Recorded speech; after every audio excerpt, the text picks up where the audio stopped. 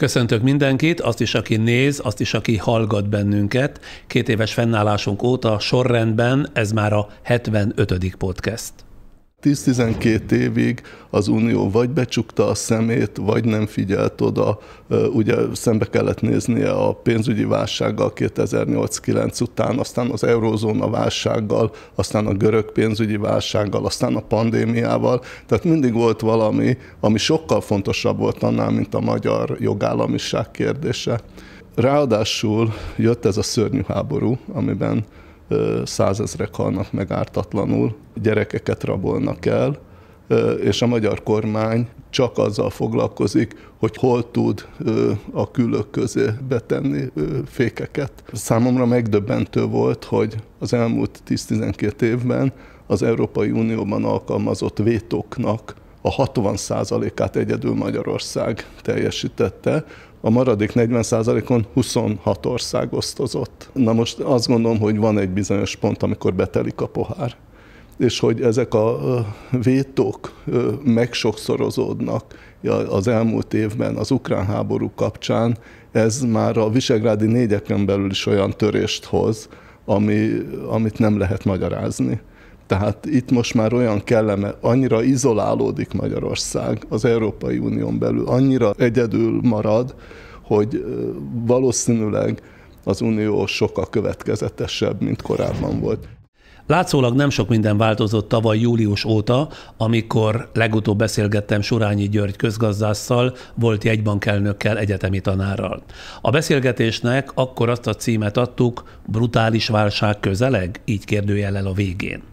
Nos, ha az infláció lendülete az utóbbi hónapban kismértékben meg is tört, áprilisra 24%-ra mérséklődött a márciusi 25,2%-ot követően, de ezzel változatlanul európai csúcstartó a magyarországi pénzromlás üteme, arról nem is szólva, hogy a mindenkit érintő élelmiszerinfláció áprilisban még mindig közel 38%-os volt, bár ez már 4,7%-kal alacsonyabb a márciusi inflációnál. Sajnos még mindig nem kielégítő a forint árfolyama, még ha rekordgyengeségéhez a tavaly októberben 1 euróért kapható 432 forinthoz képest az utóbbi 3-4 hétben sokat erősödött is fizetőeszközünk. Felvételünk időpontjában 1 euró 370-371 forint körül van, de ezzel együtt is még mindig gazdasági visszaesést jósolnak a szakemberek Magyarországon, és még mindig itt vannak a különadók a bankok, kiskereskedőknek, még akkor is, ha azok némelyikének mértéke csökkenhet, ahogy azt a kormány múlt heti ülése után bejelentették. Nekünk meg itt vannak az árstoppok, amelyek látszólag ugyan tényleg kedvezőek a vásárlóknak, de csak azért látszólag, mert amit nyerünk a réven, azaz amit megtakaríthatunk az árstoppos termékeken, azt mind elveszítjük a vámon, azaz az árstoppal nem védett termékek bújtatva megemelt árán.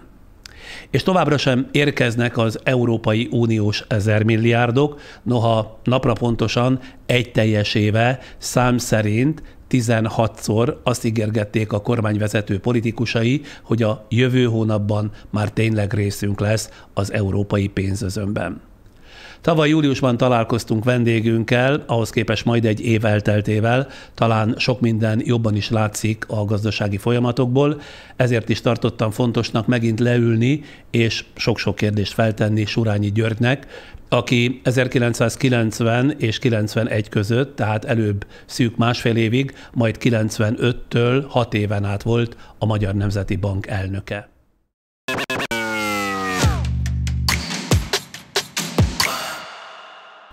Bár nem sok jel mutat arra, hogy fellélegezhetnénk ebben a háborús, gazdaságilag nehézségekkel küzdő világban, de bevezetésként hadd kérdezzem meg, ön hogy látja a jelenlegi magyar gazdasági és pénzügyi helyzetet? Az első mondat az lenne, hogy fenntartható, tehát 1-2-3 éves horizonton ez működtethető. Ugyanakkor az a dinamika, az a versenyképesség, az a pénzügyi egyensúlyi helyzet, amivel ma jellemezni lehet a magyar gazdaságot, az nem teszi lehetővé, hogy egy ilyen érzékelhető felzárkózást mérni lehessen. Rögtön belemegyünk a részletek taglalásába, de előtte támogatónk 5 másodpercben bejelentkezik.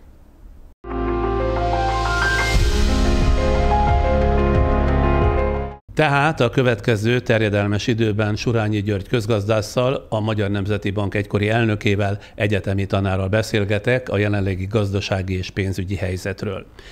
Van-e olyan lényeges változás, kérdezem mindjárt az elején, a gazdasági és pénzügyi életben, amely tavaly júliusban, tehát 10 hónapja, amikor legutóbb találkoztunk, még nem lehetett pontosan látni, már azonban tisztult a kép? Amit nem lehetett látni, az egyértelműen az infláció egészen kivételesen erőteljes gyorsulása. Egy évvel ezelőtt 11% körül volt az infláció, ennek az évnek az elejére 26% fölé ment, most az elmúlt hónapban 24% volt, és azt nem lehetett még akkor tisztán látni, hogy a magyar gazdaság lesz a csúcstartó ebben az Európai Unióban. A másik, amit nem lehetett látni, hogy akkor az energiahordozóknak az ára folyamatosan emelkedett, egyre magasabb szintet lépett, és akkor nem lehetett azt látni, ez egy pozitív változás, hogy az Európai Uniós szankcióknak hála mind a gáz, mind az olajár lényegesen csökkent. Ez az Európai Uniós szankcióknak köszönhető? Egyértelműen a szankcióknak, illetve azoknak a válaszlépéseknek, amelyeknek a hatására olyan energiatakarékosság, olyan energiaszerkezeti átrendeződés következett be az Európai Unióban, ami csökkentette önmagában az európai országoknak az energiaigényét. Másrészt azok az árplafonok, amelyeket az olajnál is és a gáznál is az Unió alkalmazott, azok szemben a magyar kormány riogatásával nem az árak emelkedéséhez, nem hiányhoz, télen nem a megfagyáshoz vezettek, hanem mondjuk a gázára 340 euróról 36 euróra csökkent, az olajára 120 dollárról ilyen 75 dollár körülire, az általunk importált Ural típusú olajára az ilyen 40-45-50 dolláros szintre, tehát akár azt is mondhatnám, hogy békebeli szintre ment vissza az olaj. Ön nemrégiben azt állította egy konferencián, hogy a magyar gazdaság ránézésre jól teljesített 2022-ben, 4,6%-os növekedés volt tavaly, a reáljövedelmek mégsem emelkedtek. A kérdésem az, hogy ez hogyan lehet, mit jelent és mire jó a gazdasági növekedés, ha nem élünk jobban tőle? Ugye a gazdaságpolitikának egyértelműen az a célja, hogy fenntartható pályán növekedjen a gazdaság növekedésének pedig az az értelme, hogy ettől jobban élhetnek az emberek. Nos, ebből a szempontból a magyar gazdaságnak a tavalyi növekedése az egy statisztikailag valóságos, tartalmilag nem valóságos növekedés. Arról van szó, hogy a 4,6%-os GDP bővülésben nem számítják bele az úgynevezett külkereskedelmi cserearányoknak a romlását. Ez azt jelenti lefordítva magyarra, hogy egységnyi exportért mennyi importot tudunk vásárolni. És a tavalyi évben olyan mértékben romlott ez a cserearány, annyival több exportot kellett volna teljesíteni a megnövekedett importáru termékekért, ami ezt a 4,6%-os növekedést lenullázta. Van egy másik adat is, az egyfőre jutó jövedelmet tekintve Magyarország csak Bulgáriát képes megelőzni az Európai Unió 27 tagállamok közül, ami egy felmérés szerint konkrétan úgy néz ki, hogy a lakosság fele keres nettó 350 000 forintnál valamivel kevesebbet, ami nem elég az átlagos életvitelhez, ezen belül egynegyedük 200 000-nél is kevesebbet keres, ami még a szűkös megélhetéshez is kevés. Természetesen minden európai országban ugye van szegénység, ezt tudjuk, de hogy a lakosság fele ne tudjon még átlagos életszínvonalon se élni, ez nem csak nagyon rosszul hangzik, de tűrhetetlen is, gondolom én.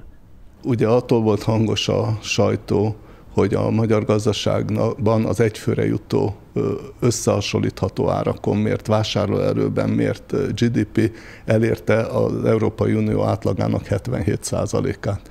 Ez azt jelenti, hogy az elmúlt 30 évben jelentősen közelített Magyarország az európai átlaghoz, 47%-ról 77%-ra. Így első ránézésre ez elég jó szám. De az a növekedési pálya, amit befutottunk az elmúlt 12 évben, ennek a második felében, 2017-től egy nem egyensúlyőrző, hanem egyensúlyromboló növekedési pálya volt. Miért? mert hogy növekedett az államadósság, növekedett a külső egyensúly, deficitbe ment a külső egyensúly, eladósodtunk magyarul, az infláció folyamatosan gyorsult ezekben az években, ennek következtében ez nem egy fenntartható pálya volt. Tehát ez azt jelenti, hogy tehát hibás, rossz volt a gazdaságpolitika? Egyértelműen. Alapvetően ez. Erre jött még a pandémia, illetve ez a szörnyű orosz invázió, ami mindenkinek nehezítette a helyzetét. Tehát ez az egyik vonulata a dolognak. Másrészt 12 év alatt egyébként a növekedésünk az nem volt kiugró, 2,6-2,7% volt az átlag, ugyanannyi, mint a megelőző 10 évben, ami szintén egyensúlyromboló növekedés volt. A másik az az, hogy a javulásnak sajnos egy jelentékeny része abból fakad, hogy lecsúsztak más országok. Tehát Spanyolország, Portugália, Olaszország, Görögország és Szlovákia lényegesen távolodott a korábbi szintjétől, és ez ugye az átlagot lefelé húzta, és ez javította a mi helyzetünket. A következő probléma az az, hogy aránytalanul és pontosabban hatékonytalanul sokat költünk beruházásra. Olyan beruházásokat hajtunk végre, amelyeknek a várakozásokkal szemben nem jár a technikai haladással, nem jár a termelékenység bővülésével, nem jár egy tartósan egyensúlyi pályát eredményező gyorsabb növekedéssel. Mire jók a beruházások, ha az állampolgárai ezektől, vagy ezek következtében nem élnek jobban? Ahogy ezt vezető közgazdászoktól is hallani lehet, azért kell a sok beruházás Magyarországnak, mert ezek egész egyszerűen megnövelik a lopások lehetőségét, akár úgy, hogy a belső kör, köztük mondjuk a strómanok, így szoktuk ezt mondani,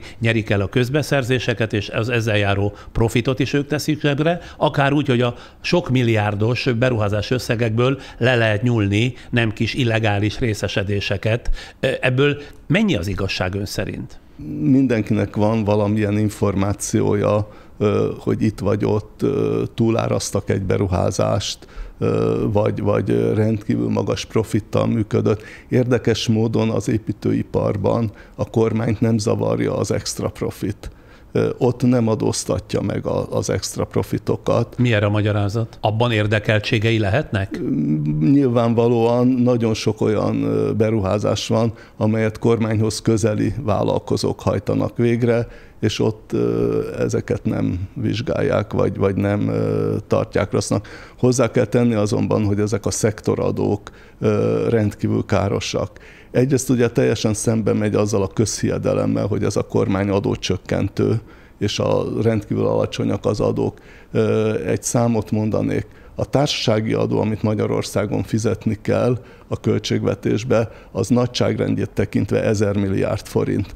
A különadók, a szektoradók benne a tranzakciós illetékkel, ezek összességükben 2500-3000 milliárdot jelentenek. Tehát ha megnézzük, hogy ténylegesen mekkora adóterhelése van a magyar gazdaságnak, akkor nem a 9%-os társasági adó az, ami valóban jellemzi, hanem tessék hozzáadni ezt a rengeteg szektoradót. Az energiától. Ez a rengeteg szektoradó? Azért, mert a piaci versenyt, a tiszta piaci versenyt teljes mértékben kikezdi. Nagyrészt szubjektív, hogy kire, mikor, milyen adót vetnek ki. Aláássa a jogbiztonságot, aláássa a tulajdonbiztonságot. Sokszor olyat adóztatnak, ami veszteséges. És akkor az ugye azt jelenti, hogy a tulajdont veszik el, a tulajdont konfiskálják. Ön szerint lehetne magasabb béreket fizetni Magyarországon anélkül, hogy a gazdaság és a költségvetés egyensúlya ennek kárát látná? Ebben a szerkezetben nem. Tehát alapvetően, ahol lehetne az egyensúly felborítása nélkül, az a közszféra meglepő módon, mert hogy a költségvetésen belül lenne mód arra, hogy olyan átcsoportosításokat hajtson végre a gazdaságpolitika, ami lehetővé tenné az egészségügy, az oktatás és a szociálpolitika helyzetének a javítását. De ez értékválasztás kérdése, és a kormány értékválasztásában ezek a területek háttérbe szorulnak. Olyan helyekről kéne átcsoportosítani jövedelmeket, amelyek a kormány szempontjából nagyon fontosak. Ilyen például, hogy 110 milliárdot költünk kormánypropagandára. 110 milliárdot csak kormánypropagandára? Igen. Kormánykommunikáció. Ezek a mindenféle... Állítsuk meg Brüsszelt. Igen, nemzeti konzultációk, stb. 120 milliárdot költ a köztévére. 400 milliárd forintot költünk évente, 400 fölött élsportra. Ez GDP arányban kétszerese annak, amit az OECD országok szoktak ilyenre. 8%-ot költünk gazdaságtámogatásra, gazdaságfejlesztésre, ez is kb. 3-4%-kal magasabb. Ez mi egyébként? Ez zömmel jelentős mértékben olyan vissza nem térítendő támogatások a magángazdaság számára, ami egyrészt nyilvánvalóan a puha pénzek a versenyképességet aláássák, nem technikai fejlődésre, nem technikai haladásra, nem a termelékenység növekedését fogják eredményezni, másrészt pedig, nem tudom szebben mondani, de bizonyos korrupcióhoz is vezet. Na, erről majd beszélünk. Az Európai Csalás elleni Hivatal adatai szerint Magyarországon az uniós támogatások 3%-át lopják el, ezt természetesen vissza kell fizetni. Az első visszafizetendő támogatások között voltak például Orbán miniszterelnök vejének, Tibor Istvánnak a közvilágítási projektjei.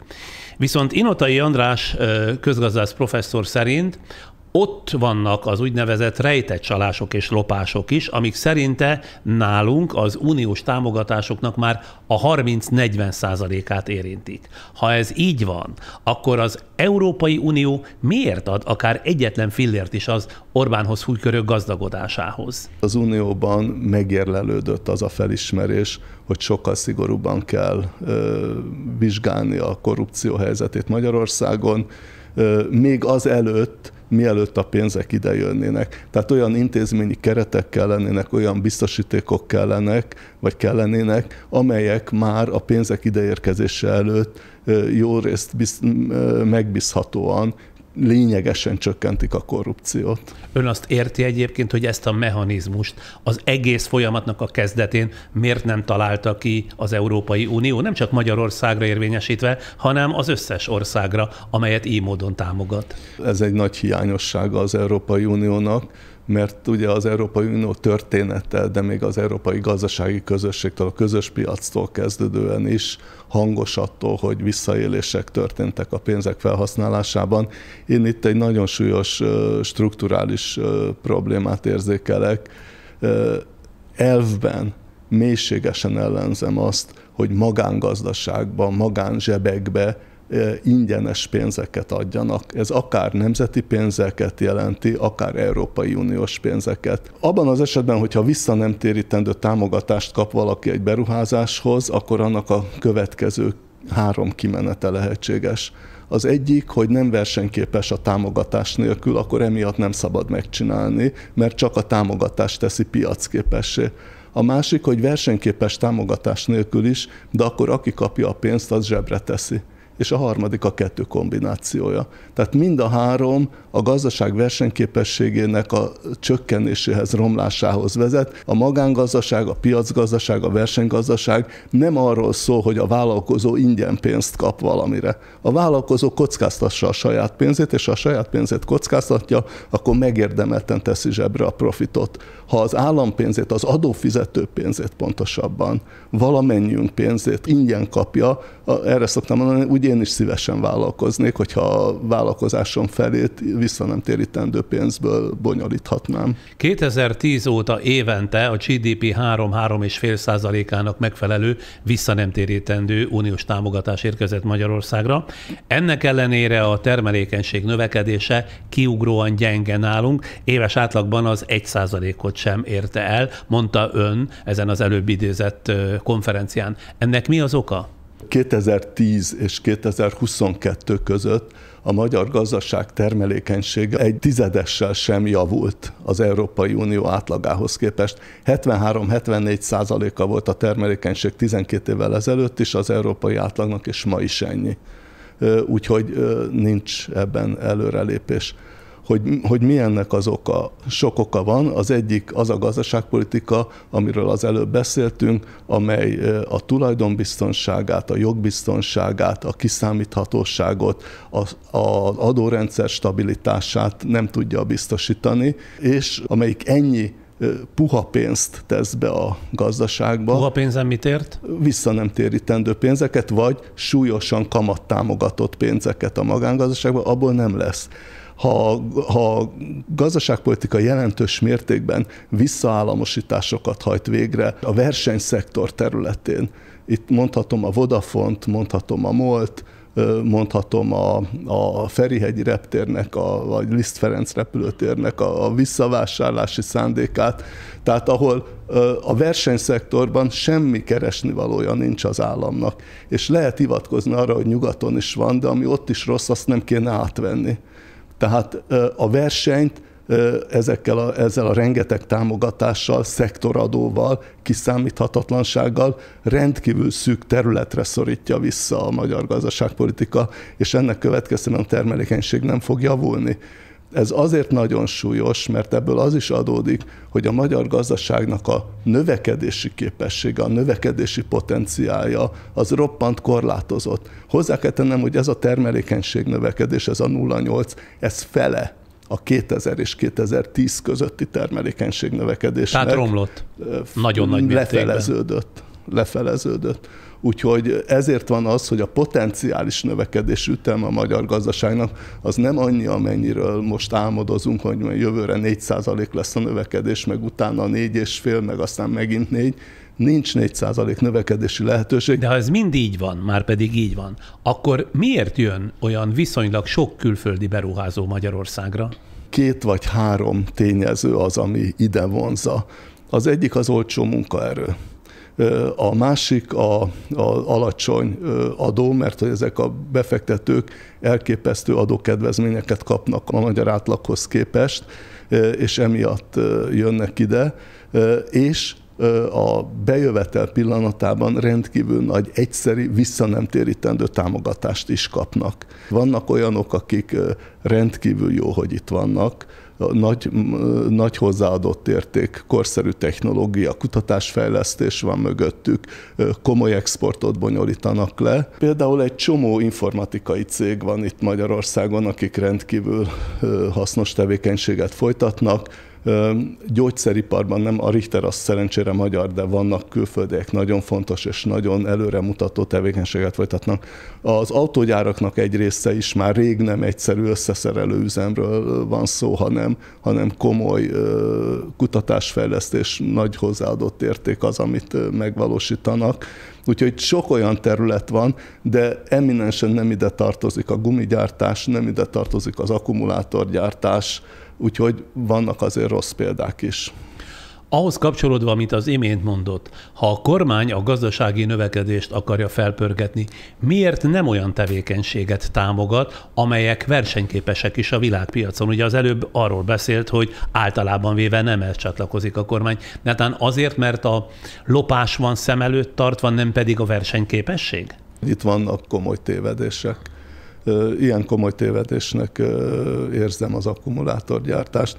Önmagában az nem baj, hogy akkumulátort gyártunk, de mint mindig az életben a mérték az nagyon fontos, hogy mennyit. Nos, lehet úgy akkumulátort gyártani, hogy a környezetet ne szennyezze. A probléma az, hogy mi nem így gyártják az akkumulátorokat, hanem a környezetet szennyezik, és behunja a magyar hatóság a szemét. Miért és ezt választja a magyar állam vagy a magyar kormány? Miért nem azt, ahol a környezettudatosság van szem előtt tartva? Arra nem merek gondolni, hogy a beruházó azért jön ide, mert úgy gondolja, hogy itt ki tudja játszani a környezetvédelmi előírásokat. Vagy megígérik nekik, hogy ez nem lesz olyan fontos. Igen, ezt merem remélni, hogy ez nem így van. De a nap végén azt látni, hogy nem kérik számon, például Gödön vagy Komárom mellett nem kérik számon, szennyezi a környezetet, zajártalom van, a földet szennyezi, stb.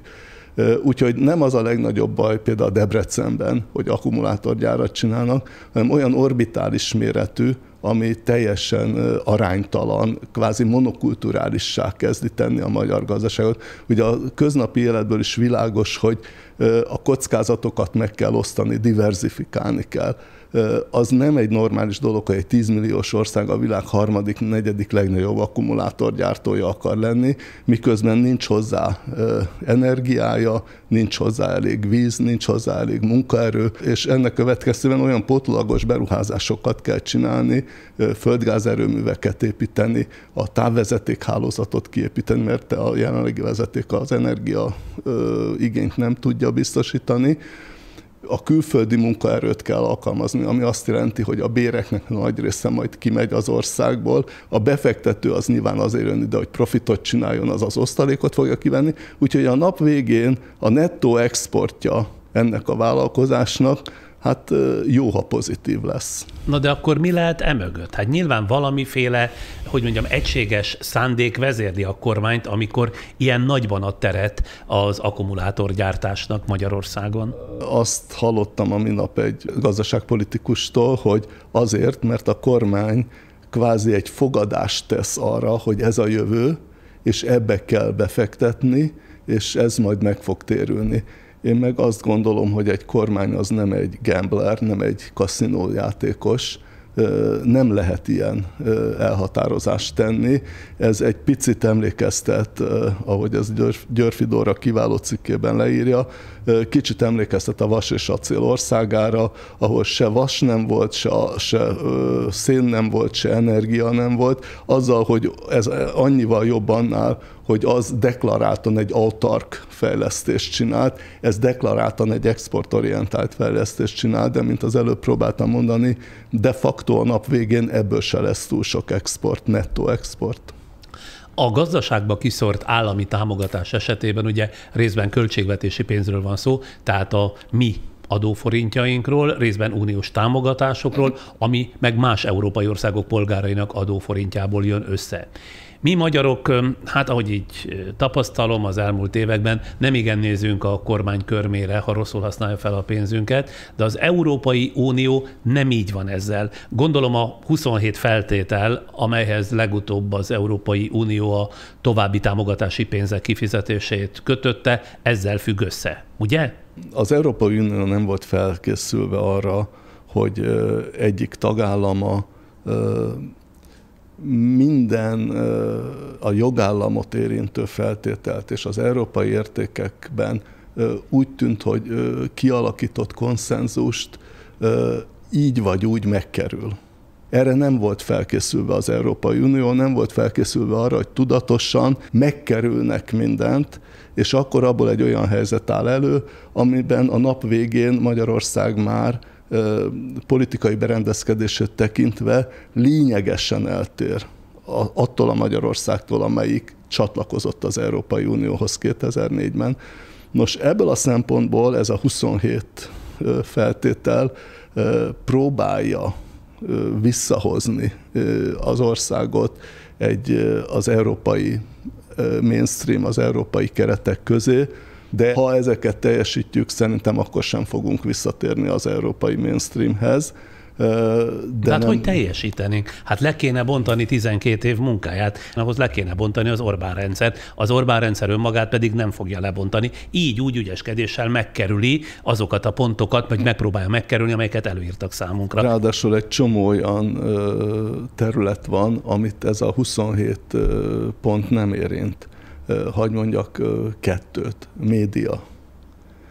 Nem tud mit kezdeni az Európai Unió azzal, hogy Magyarországon a független médiának a súlya az nem azt mondom, hogy nem látható, nem igaz, hogy nincs sajtószabadság, van sajtószabadság, csak anyagilag nem tud megélni a független média, az elérhetősége az roppant csekély a kormány által támogatott médiához, vagy a Magyar Nemzeti Bank függetlensége.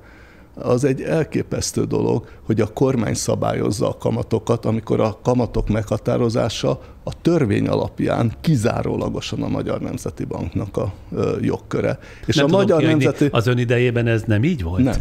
Nem. Hát elképzelhetetlen lett volna, hogy a kormány, akár az Antal kormány, akár a Horn kormány, akár az Orbán kormány beleszóljon a kamatpolitikába. Az első Orbán kormány. Az első Orbán kormány. Ez kizárt dolog. És a Magyar Nemzeti Bank pedig hallgat. Egy szót nem szól, hogy kérem, hát mi itt ülünk, és nem tudjuk teljesíteni a törvényben rögzített kötelességünket, mert tudniillik, amit a kormány beavatkozik a kamatokba, azzal a kamat transzmissziót, az MNB-nek a lehetőségeit korlátozza az infláció fékezésében. Márpedig az MNB-nek a legfontosabb feladata, hogy az inflációt féken tartsa. Miért baj egyébként az, hogyha a kormány beleszól a Nemzeti Bank működésébe? A történelem, a gazdaságtörténet azt mutatja, hogy a kormányok rövidtávú politikai célok érdekében sokszor hajlandók föláldozni az árstabilitást, azt gondolván, hogy egy kis lazasság, egy kis inflációs többlet, az majd gyorsabb növekedéshez vezet, nagyobb foglalkoztatáshoz, és akkor ez politikailag neki jó. A jegybankot azért hozták létre ilyenként, hogy ellensúlya legyen ennek a kormányzati megközelítésnek. Ez nem szükségszerű, hogy egy kormány ilyen legyen. Varga Mihály pénzügyminiszter azt állítja, hogy az Európai Bizottság jelentős összegek kifizetésével adós a Magyarországnak, de a források visszatartásával jelentősen rontotta a gazdasági teljesítményünket és versenyképességünket. Ön hogy látja, egyrészt tényleg adósunk az Európai Unió, és valóban rontja-e a gazdasági teljesítményünket és versenyképességünket az európai források visszatartásával? Egészen másként látom az Európai Unió és Magyarország viszonyát, a transzfereket, a támogatásokat tekintve. Nekünk nem azért kell az Európai Unió tagjaivá kellett válnunk, csatlakozni az Unióhoz, hogy pénzt kapjunk onnan. Nekünk egy értékközösség volt fontos, a nyugathoz való tartozás volt fontos, az európai gazdasági vérkeringésbe való organikus bekapcsolódása fontos, hogy mondjuk külföldi tőke jöjjön Magyarországra, és olyan országokból, amelyek magas technológiai szintet képviselnek, és az ország növekedését, felzárkózását tudják segíteni. Ehhez képest csak egy plusz az, hogy még támogatást is kapunk, ami nem kötelessége az európaiaknak. Ki és miért gondolja azt, hogy a olasz, osztrák, német, holland, stb. Francia adófizetőnek minket kell támogatni. Milyen alapon kell nekik minket támogatni? Hát Orbán miniszterelnök számtalanszor elmondta és elmondja, hogy az Európai Uniós pénzek igenis járnak nekünk, részben mert megnyitottuk a piacainkat a nyugat előtt, részben mert a nyugati cégek, ezt a kifejezést szokta rendszeresen használni, kitalicskázzák a nyereséget az országból. Nyilvánvalóan nem azért jön be ide a külföldi tőke, mert hogy irgalmas szamaritánus, és minket akar elsősorban támogatni. Ő is érdekvezérelt, azért jön be, mert profitot akar csinálni. Ez egy olyan üzlet, amiben ő is jól járhat, meg mi is jól járhatunk. Mi jól járhatunk, mert mondjuk a magyar exportnak a 75%-át, de lehet, hogy a 80%-at ezek a multinacionális cégek bonyolítják, amelyek, ha nem jönnek ide, akkor kötve hiszem, hogy mi Mercedes minőségű autót, BMW minőségű autót, vagy olyan informatikai dolgokat tudtunk volna magunktól csinálni, mint amit az elmúlt 10-20-30 évben megvalósítottunk. És természetesen a magyar vállalatoknak is, a magyar tulajdonú vállalatoknak is óriási előny, hogy egy nagy piacon tudnak megjelenni. Tehát ilyen értelemben ők nem tartoznak nekünk, mi nekünk nincs alapunk arra, hogy követeljünk. Az Európai Unión belül van egy alapvető szolidaritás, ami a gyengébbekkel, a felzárkózókkal, a szegényebbekkel szemben van, ami ugyanúgy érvényesül, mint ahogy érvényesülnie kéne országon belül, hogy a jobbmódúak segítik, hozzásegítik. Egyébként a költségvetésen keresztül is alapvetően a leszakadt társadalmi rétegeket ahhoz, hogy felzárkózzanak. Tehát ez nem egy kötelesség, ez egy morális megfontolás, amiben egyébként Európa is érdekelt, mert hogyha följönnek ezek az országok, akkor az egész Európai Unió erősebb lesz, az ő gazdaságaik is erősebbek lesznek, meg mi is erősebbek leszünk. Önmagában én már azt is abszurdnak tartom a nyugati cégek szemére hányni, hogy kiviszik a nyereségüket, miközben hihetetlen mennyiségű pénzzel és adókedvezménnyel támogatja a magyar kormány a legtöbb külföldi beruházást, ahogy erre egyébként ön utalt is a korábbiakban. De miért kell támogatni, kérdezem, a külföldről ide települő cégeket, ha a miniszterelnök véleménye szerint ezek a cégek aztán meglopják Magyarországot, pontosabban kitalicskázzák a nyereségüket? Semmi oka nincs annak, hogy Magyarország 9%-os társasági adót alkalmaz. Ez persze nem 9, mert az iparűzési adót még hozzá kell tenni, tehát nagyjából olyan 17-18% a tényleges adó. Ez is elmarad az Európai Unió átlagától. Emellett például itt az akkumulátorgyárnál 300 milliárd forintnyi közvetlen támogatást ad a kormány a befektetéshez, tehát ne csodálkozzon, hogyha utána majd kiviszik a profitot, mert ezzel tette profitábilissá. Ugyanakkor az, hogy mennyi profitot visznek ki, az sok szempontból attól is függ, hogy milyennek látják a magyarországi üzleti környezetet, a gazdasági klímát. Ha vonzónak tartják, akkor komoly érdekük van abban, hogy a megtermelt profitot itt visszafektessék.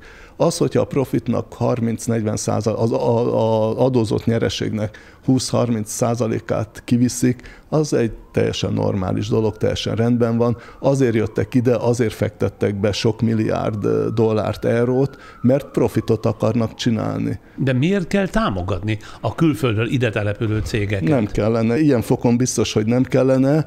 Ha ez a támogatás kivételes lenne, határozottan csak olyan üzletágakba menne, ahol kutatásfejlesztést is idehozzák Magyarországra, ahol egészen új technológiákat alkalmaznak, amit sehol máshol nem, ahol a nemzetközi versenyképesség bizonyíthatóan jelen van, és exportorientált, komoly exportot bonyolít le. Nos, ezekben az esetekben lehet arról szó, hogy a kormány ad valamilyen támogatást, de ez inkább a kivétel kellene, hogy legyen, és nem a szabály, és itt is azt kellene nagyon erősen mérlegelni, hogy az a támogatás, amit a kormány egy ilyen projektbe, beruházásba berak, az hány év alatt térül meg az adóbevételből. Hogyha ez 4-5 év alatt, 6 év alatt megtérül, akkor azt kell mondani, hogy magyar szempontból, a magyar adófizető szempontjából egy észszerű döntés. De ez így van? Tehát konkrétan ez megtérül így 4-5 év alatt? Nyilván van olyan, ahol ez megtérül, de például itt a debreceni gyárnál a számítások azt mutatják, széles... Az akkugyár, a telepítendő akkugyárnál széles a skála, de olyan 10-16 év a megtérülése a magyar támogatásnak. Friss fejlemény, a magyar kormány kockáztatja, hogy leminősítse Magyarországot a Fitch Ratings hitelminősítő intézet, mivel szerinte gond van a magyar gazdaságpolitika hitelességével, az infláció elleni intézkedésekkel és a monetáris politika érvényesülésével is. Mi van akkor, ha megint leminősíti Magyarországot a Fitch Ratings, mert ha jól emlékszem, talán januárban már negatívra módosították a BBB besorolására vonatkozó kilátását?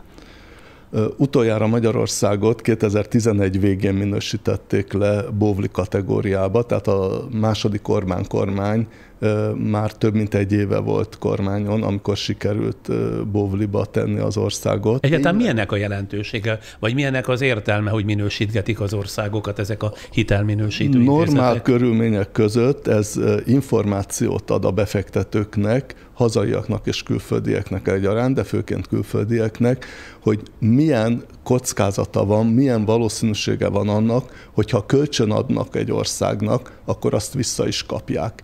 Minél gyengébb a minősítése, annál nagyobb a valószínűsége, hogy az az ország fizetésképtelen lesz, csődbe jut, minél jobb a minősítése, annál kisebb ez. Na most ennek az a jelentősége, hogy minél jobb egy országnak a minősítése, annál kisebb kamatprémiumot kell fizetnie a legjobb országokhoz képest. Nos, ebből a szempontból azt kell mondanom szomorúan, hogy nem lenne nagy különbség, hogyha leminősítenének, mert sajnos az elmúlt fél év, egy év magyar devizahitel felvételei, kötvénykibocsátásainak a kamatprémiuma, az tipikusan a bóvli kategóriába tartozó országok kamatprémiuma.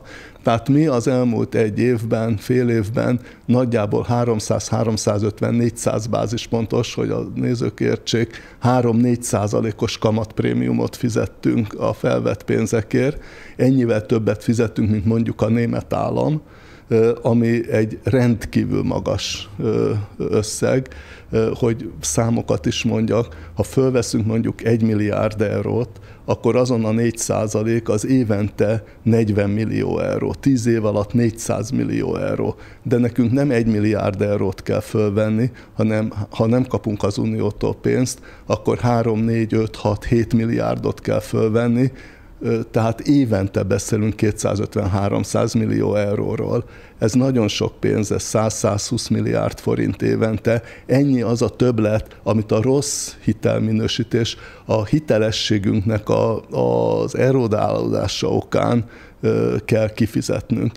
Emiatt például, meg a forint oldalon ugyanez a helyzet, nem maradt pénz arra, hogy ne legyek demagóg, hogy a tanároknak vagy az egészségügyi szakdolgozóknak lehessen fizetni. Azonban sokan azon a véleményen vannak, hogy az Európai Uniónak nem érdeke, hogy az egyik tagállama, jelesül Magyarország, megint meggyengüljön annyira, hogy problémát okozzon az egész uniós gazdaságnak, tehát előbb-utóbb nagy valószínűség szerint oda fogják adni ezeket a zárolt összegeket Magyarországnak, még akkor is, ha Orbán Viktor csak látszat intézkedéseket tesz az uniós feltételeknek megfelelendő.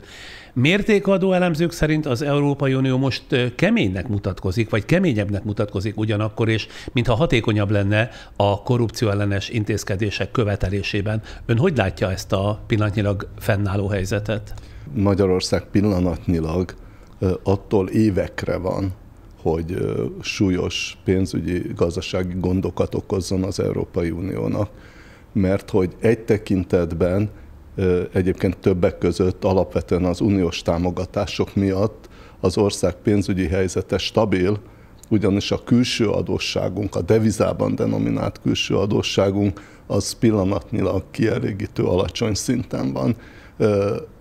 Probléma akkor van, ha hosszú évekig nem kapunk az uniótól pénzt egyfelől, másfelől pedig, ha hosszú évekig nagy a külső finanszírozási hiány, és azt más a magánpiacokról kell finanszírozni.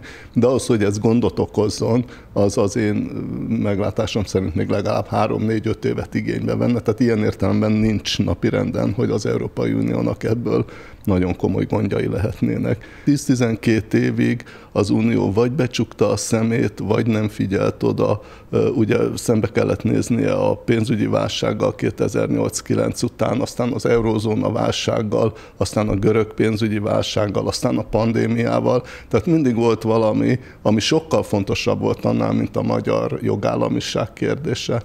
Ráadásul jött ez a szörnyű háború, amiben 100 000 halnak meg ártatlanul, gyerekeket rabolnak el, és a magyar kormány csak azzal foglalkozik, hogy hol tud a külök közé betenni fékeket. Számomra megdöbbentő volt, hogy az elmúlt 10-12 évben az Európai Unióban alkalmazott vétóknak a 60%-át egyedül Magyarország teljesítette, a maradék 40%-on 26 ország osztozott. Na most azt gondolom, hogy van egy bizonyos pont, amikor betelik a pohár, és hogy ezek a vétók megsokszorozódnak az elmúlt évben az ukrán háború kapcsán, ez már a visegrádi négyeken belül is olyan törést hoz, amit nem lehet magyarázni. Tehát itt most már olyan annyira izolálódik Magyarország az Európai Unión belül, annyira egyedül marad, hogy valószínűleg az Unió sokkal következetesebb, mint korábban volt. Ebben én őszintén megmondom, tévedtem. Azt gondoltam még január-februárban is, hogy mostanra körülbelül már meg fogunk tudni állapodni, és június-júliusra az első részleteket is le tudjuk hívni. Ha Navracsics Tibort hallgatom, akkor ez még mindig nem kizárt, de az az érzésem, de minden héten elmondja szegény, hogy akkor majd a jövő hónapban megszámolta valamelyik nap a hvg.hu, hogy hányszor ígérte meg ő, illetve más kormányközeli ember a megállapodást az Európai Unióval. Az elmúlt egy évben napra pontosan 16-szor mondták, hogy és akkor a jövő héten, jövő hónapban, 2 hónap múlva megállapodunk. Igen, hát nem irigyelem érte. Már önként vállalta. Ennek ellenére nem irigyelem, de az az érzésem, hogy sokkal következetesebb. Az én várakozásomhoz képest sokkal következetesebb az Európai Unió. Ennek ellenére azt remélem, hogy előbb-utóbb meg fogunk állapodni. Most már abban nem vagyok biztos, amit korábban gondoltam, hogy az összegnek a 90-95%-ához biztosan hozzá fogunk jutni. Lehet, hogy ennél talán valamivel kevesebbhez, de azért azt hiszem, hogy meg fogunk tudni állapodni. Látjuk, hogy az Orbáni gazdaságpolitikának társadalomátalakítási célja volt és van, azaz egy tulajdonképpen hű elitréteget kialakítani, és ennek a hozzá hű elitrétegnek tetszése szerint osztogatja a közvagyont, és teszi őket egyre gazdagabbá.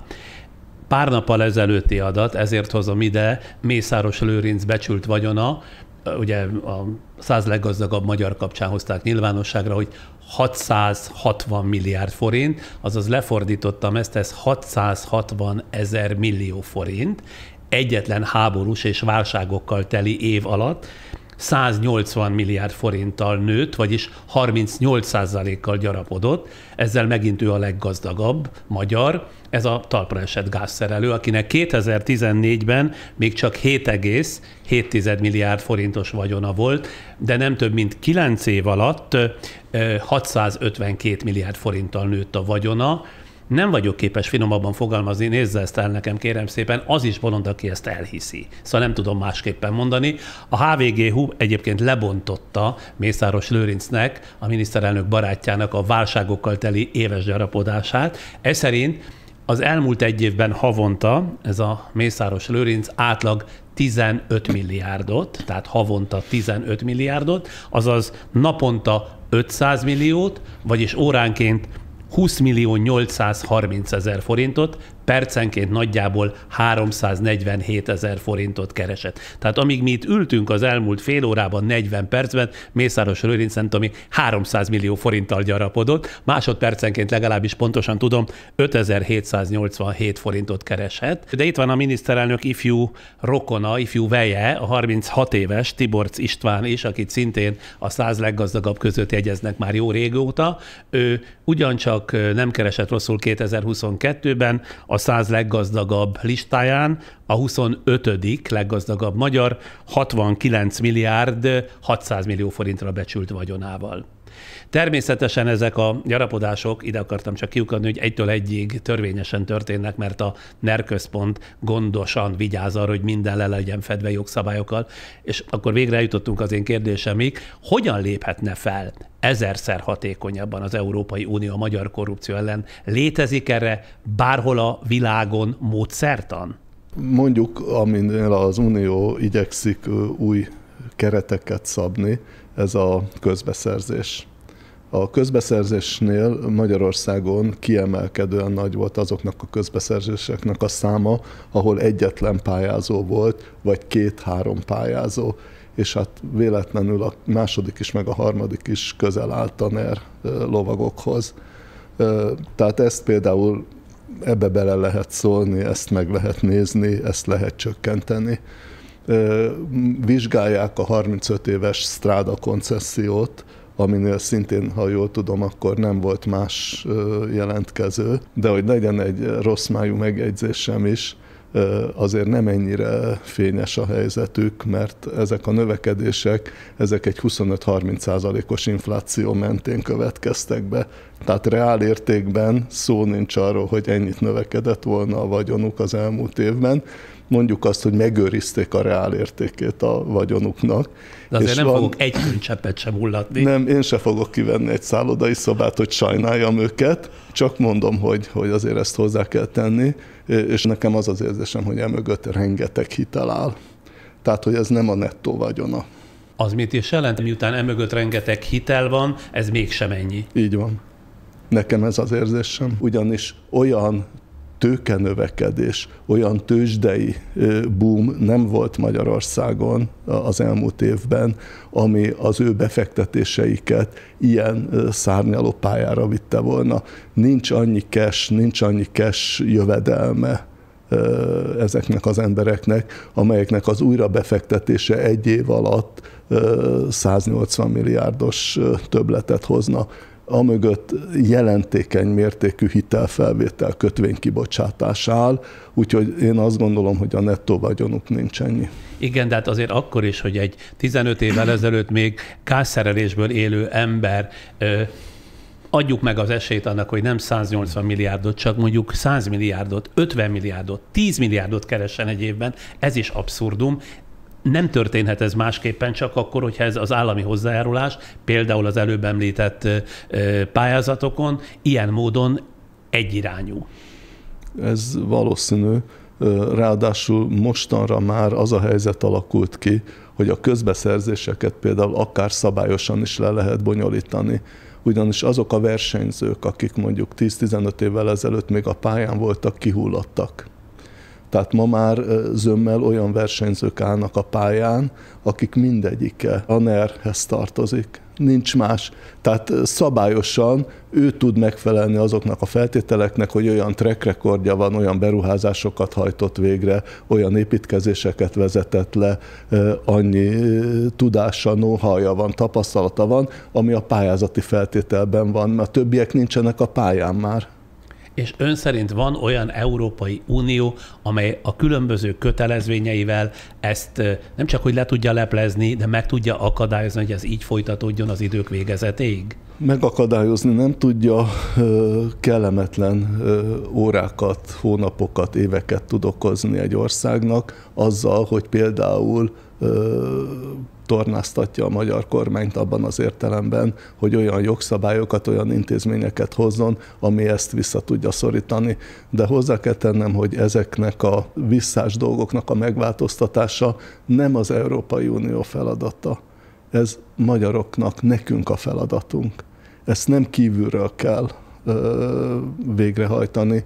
Addig, amíg a magyar választó ezt a rendszert támogatja, addig az Európai Uniónak nincs sok keresnivalója. Igen, de a magyar választó meg van tévesztve, például a propaganda által. Ha valakinek a kezében van ilyen kizárólagos módon a propaganda jó része, illetve a tömegtájékoztatás jó része, akkor a magyar választó a tudatlanságban marad, vagy a magyar választók jelentős része. A másik fele pedig érdekelt ennek az egésznek a fenntartásában, mert maga is ennek nagymértékben a javadalmazottja. Ez így van, ezzel nem tudnék vitatkozni. Elemelkedve már innen, ön szerint mire megy ki a játék ezzel a komplett rendszer és társadalom átalakítással? Kétségkívül kialakult egy új tulajdonosi réteg, nagy, kis és középtulajdonos, sok ezer, sok tízezer, lehet 100 000, több 100 000 emberrel, akik részint tulajdonosok, részint pedig a különböző pozíciókat foglalják el, és hát ez nyilvánvalóan átalakítja a magyar társadalom szerkezetét, egy stabil bázist teremt a kormánynak, a kormánypártnak. Az örökké valósághoz? A szándékuk szerint igen, egyértelműen. Ugye arról beszélnek, hogy nem tudom, több 10 évre terveznek előre, és ők úgy gondolják, hogy ez az idők végezetéig így fog maradni. Arról mit gondol, visszafordítható a változás a gazdaságban, a társadalomban és a politikai rendszerben, amit Orbán az elmúlt 12-13 évben szívósan és következetesen végrehajtott? Vannak olyan területek, ahol ezeket vissza lehet fordítani viszonylag belátható időn belül, leginkább egyébként a gazdaságot vélem ilyennek, de ami a társadalomban, a gondolkozásban, az értékrendben, az erkölcsökben, a világról alkotott percepcióban megváltozott Magyarországon, ahhoz attól tartok, hogy generációk kellenek. Akkor itt most tartunk nem több mint 10 másodperces szünetet, támogatunk kisfilmét látják ez alatt, aztán folytatjuk Surányi Györggyel.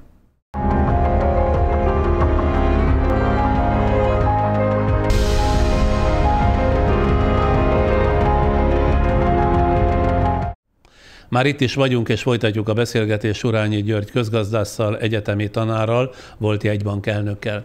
Itt van a legújabb hír is. 2700 milliárd forintnál is nagyobb lett a hiány 4 hónap alatt, azaz amikor a kormány tavaly decemberben átírta az idei költségvetést, úgy számolt, hogy 3400 milliárd forint lehet az egész éves hiány, de ennek 79%-át már elértük most április végére. Soha nem volt még ekkora a hiány áprilisban a költségvetésben, állapítják meg a szakértők. Megjegyzem, hogy a 100 leggazdagabb magyar tavaly 1432 milliárd forinttal tudta növelni vagyonát. Tulajdonképpen ez az áprilisig felhalmozódott hiánynak kicsit több, mint a fele. Nem tudtam megállni, hogy ezt ne hozzam szóba. Szóval, ha ekkora a baj, illetve ekkora a hiány a költségvetésben, az milyen következményekkel járhat az országra nézve? Az ország szempontjából a legfontosabb egyensúlyi mutató az nem a költségvetés, hanem a külső egyensúly. A külső egyensúlyban viszont lényeges javulás van. Ez két tényezőnek a következménye. Az egyik tényező, ami rajtunk félig-meddig kívülálló, hogy tudniillik az EU-s szankciók hatására, illetve a világgazdaság növekedésének az elég lassú mi volt a okán, meg a enyhe tél okán az energiaárak leestek, sokkal alacsonyabbak, mint voltak, ezért ebben az évben a tavalyi brutális folyófizetési mérleg hiány, vagy külső finanszírozási igény, ami, ha a finanszírozás oldaláról nézzük, a GDP 9%-át érte el, ahhoz képest idén ez valószínű, hogy valahol 3-4%-ra le fog csökkenni, tehát ebből a szempontból kedvezően alakulnak a folyamatok. Ezzel szemben a költségvetésnek a pozíciója az szükségképpen romlik. Ugye azért romlik, mert hogy a kormány arról nem tájékoztatja soha a közvéleményt, hogy 2022 nyarától brutális megszorításokat hajt végre. 830 milliárd forint adóemelést hajtott végre 2022 közepén, tehát nem igaz az, amikor azt mondják, hogy semmi baj nem volt tavaly a költségvetéssel, mert csökkent az előző évhez képest. Persze 830 milliárd adót megemeltek, 2000 milliárd forintnyi beruházást elhalasztottak, plusz senkinek nem kompenzálták az önkormányzatokban, vagy a nagy részének nem kompenzálták, hogy a váratlanul megugró infláció miatt azok a transzferek, amelyeket a központi költségvetésből az önkormányzatok kapnak, azoknak az értéke 10-15%-kal kevesebbet ért, mint ahogy azt eredetileg szándékolták, tehát az is egy durva megszorítás volt. És ugye az év végére, az év negyedik negyedévére a reál keresetek, reál bérek is csökkenő pályára estek. Tehát a megszorítások hatására a gazdaság növekedése gyors ütemben esett vissza. A harmadik és a negyedik negyedévben már negatív volt a növekedés az országban, és ez a negatív növekedés ebben az évben is folytatódik. Most a kamatterhek viszont elképesztő módon gyorsuló ütemben növekednek. 3 évvel ezelőtt a nettó kamat kiadása a költségvetésnek a GDP-ben 1,7-1,8% volt. Ebben az évben a várható kamatkiadás, a nettó kamatkiadás 3,5%, tehát nagyjából a duplája lesz. A kamatot miért kell fizetnünk? Azért, mert 73% az államadósság, és az államadósság után kamatot kell fizetni. Körülbelül 25%-a az államadósságnak devizában denominált, tehát azt külföldre fizetjük, külföldi befektetőknek.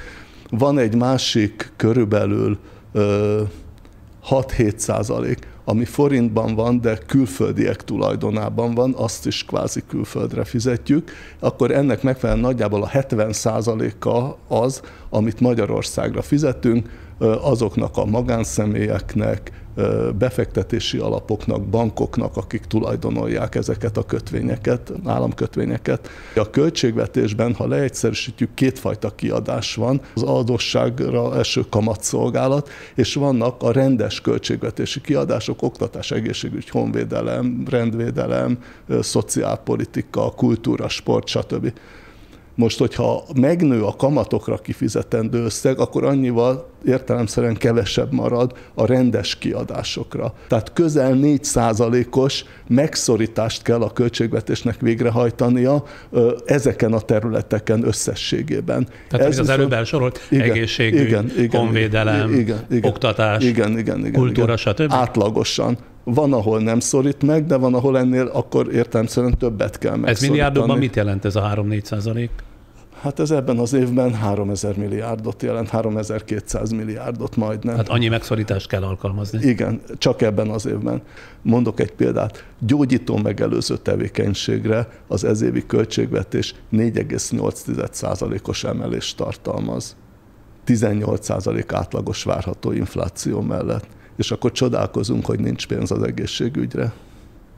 A tanároknak eddig, ugye, ha jól értem, akkor 10% béremelést kaptak, 18% várható inflációnál. Ha megkapják a 20-at, akkor mondjuk a pénzüknél vannak. Akkor nem kaptak semmit reálban. Ugyanez mondható el az egészségügyi szakdolgozókról.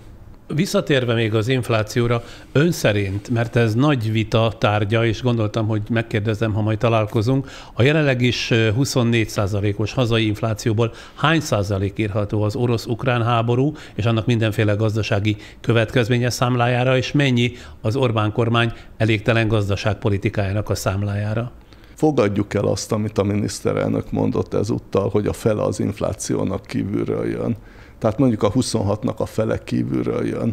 Ez 13%, ez is azért 13%, mert nem kéne, hogy energiában ilyen függőségben legyünk, és ilyen alacsony legyen a megújulók. Javult nagyon a megújulók aránya, de lehetne jobb. Tehát, és lehetett volna sokkal energiatakarékosabb gazdaságpolitikát folytatni. Akkor maradt 13. A 13-ból mondjuk azt, hogy 3% az a normál árstabilitásnak tekinthető infláció, a 13 és a 3 különbsége az 10. Ez a magyar gazdaságpolitika terméke. Ha már a Nemzeti Bankot emlegettük itt az imént, nem várt módon Orbán egykori jobb keze, Matolcsy György jegybankelnök is beállt a kormány gazdaság és pénzügypolitikáját bírálók közé. Ön szerint Matolcsy miért fordult szembe hirtelen régi harcostársával, Orbán Viktorral? Azt hiszem, hogy egy elemi harc kezdődött azért, hogy kiviszi el a balhét. A pénzügyminisztérium, a kormány, a gazdasági minisztérium, és a Nemzeti Bank. Itt egy egymásra mutogatás folyik. Ugye hosszú időn keresztül a kormány azt mondta, hogy a Nemzeti Banknak minden eszköz rendelkezésre áll ahhoz, hogy az inflációt féken tartsa. A Nemzeti Bank pedig reggeltől estig arról beszél most már másfél éve, hogy az elhibázott költségvetési politika az oka annak, hogy az infláció itt van. Ők mindent megtettek, időben szigorítottak, időben csináltak mindent. Azt hiszem azt mondta Matolcsy, hogy a Nemzeti Bank 2021-től rálépett a fékre, igen, miközben a kormány továbbra is a gázt nyomta, mármint a gazdaság igen, fűtésében, tehát felpörgetésében. Igen. Ön, mint volt kétszeres jegybankelnök, hogy látja a Nemzeti Bank szerepét és feladatát? Ugye azt már elmondta, hogy az infláció, az államadósság, költségvetés ilyen kialakulásában elvileg a Nemzeti Banknak ellensúlyt kellene képeznie. De ez szerint, vagy ennek megfelelően egy darabig követte, vagy kiszolgálta a kormány gazdasági igényeit, és utána, amikor már előállt a baj, akkor próbált fordítani? Nem követte, hanem ő maga még olajat öntött a tűzre. 2020-ban azt közölte Matolcsy, hogy a 2010 és 2020 közötti évtized az elmúlt 100 év legsikeresebb évtizede Magyarországon. Egy évvel később, 21-ben azt mondta, 21 nyarán, hogy hatékonysági fordulatra van szükség. Nehezen értem, hogy miért kell hatékonysági fordulat, hogyha egy évvel ezelőtt még mi voltunk a legjobbak mindenben. 22 nyarán pedig azt mondta, hogy kritikus, válságos helyzetben van az ország, amit egyébként egy jegybankelnökének tilos mondani, tehát egy felelős jegybankelnök, ha igaz is, amit mond, akkor is 4 szem közt mondja el a miniszterelnöknek, mondja el a gazdasági miniszternek, a pénzügyminiszternek, de kifelé nem mondjon olyat, hogy a legsérülékenyebb deviza a magyar forint, mert ez önbeteljesítő lehet, ez súlyos. 2010 és 2020 között a Nemzeti Bank vezetője, mint gazdasági miniszter és mint Nemzeti Bankelnök abszolút társtettes volt abban, hogy a magyar gazdaság letért az egyensúlyőrző gazdaságpolitikáról. Nem tudnám megmondani, hogy melyik 19, melyik egy hiány 20 az infláció kialakulásában a fiskális politika ugyanannyit tett hozzá az inflációhoz, mint a Magyar Nemzeti Bank politikája. Ilyen értelemben Bagoly mondja Verébnek, hogy nagyfejű. Arról mi az ön álláspontja? Miért nincs pénz Magyarországon azokra az ágazatokra, amelyek kiemelkedően fontosak, és közvetlenül összefüggésben vannak az emberek, az állampolgárok életével? Tehát az oktatásra, az egészségügyre, illetve a szociálpolitikára miért nincs elég pénz? Ez egy értékválasztás kérdése. Ennek a kormánynak sokkal fontosabb például az, hogy a családtámogatásra olyan 100 milliárdokat tegyen, amelyeknek én nem látom a hatását a gyermekvállalások terén. Statisztikai tény, igen, hogy igen, ettől nem született több gyerek. Igen. Nincs pénz azért, mert amit említettünk a gazdaság támogatására, hogy magánzsebekbe ingyen pénzt juttassanak, irreálisan sokat költ a kormány. Nincs pénz, amit említettünk szintén, a propaganda, illetve a köztelevízió finanszírozására, sportra költ inkább ez a kormány. Már hogy ezekre van pénz? Ezekre van, és ezért nincs a többire. Ja, meg azért nincs, mert hogy eladósodtunk felelőtlenül, ezért a kamatfizetések fölmennek a GDP 1,7%-áról 4-4,5%-ára, ami nettó értékben azt jelenti, hogy 2000 milliárd. 2000 milliárd növekmény az azzal jár, az azt jelenti, hogy abból minden gond nélkül a pedagógusok és az egészségügyi szakdolgozók bérét rendezni lehetne.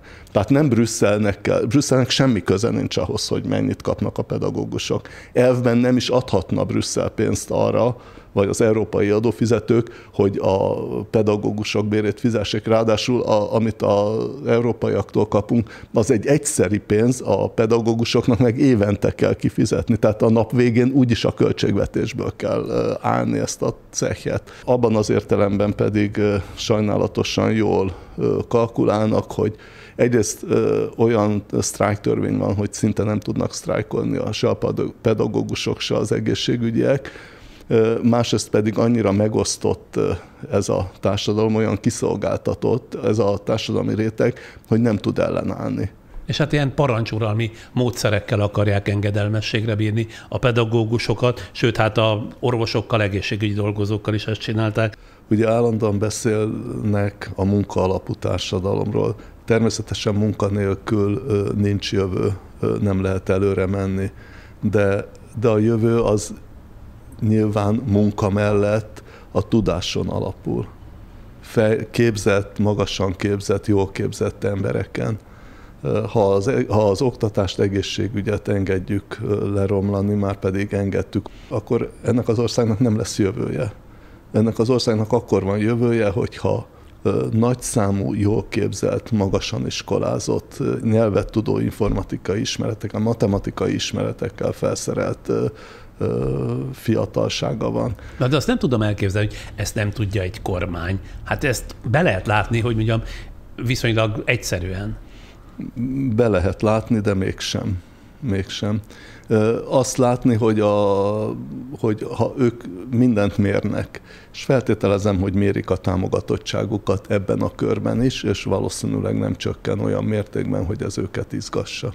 Egy pénzügypolitikai témát érintve kérdezem, ugye alig, hogy az amerikaiak Budapestről távozásra késztették az orosz kémbankot, megjelent itt az egyik legnagyobb kínai pénzintézet első embere, a Kínai Építési Banké, amely egy fióktelepet üzemeltet Budapesten. A hírek szerint Tien úr Orbán Viktorral és Varga Mihály pénzügyminiszterrel, meg Szijjártó Péter és Csák János miniszterekkel találkozott az üzletélet szereplői helyett.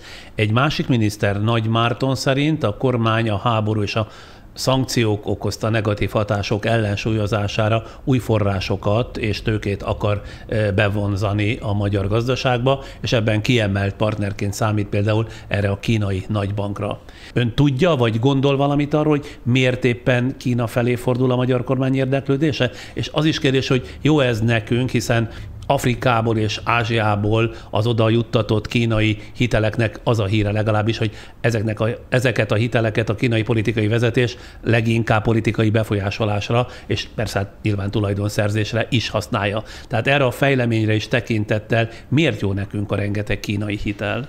Elhűlve hallgattam Nagy Mártont a portfólió konferencián, ahol közölte, hogy ugyanolyan jó, hogyha az európai pénzeket kiváltjuk kínai hitelekkel. Hát ez a szezon és a fazon összekeverése. Az európai pénzeket nem kell visszafizetni, nem visznek ki osztalékot utána a befektetés. Ha jó helyre fektetjük be, akkor se viszik ki, minden itt marad.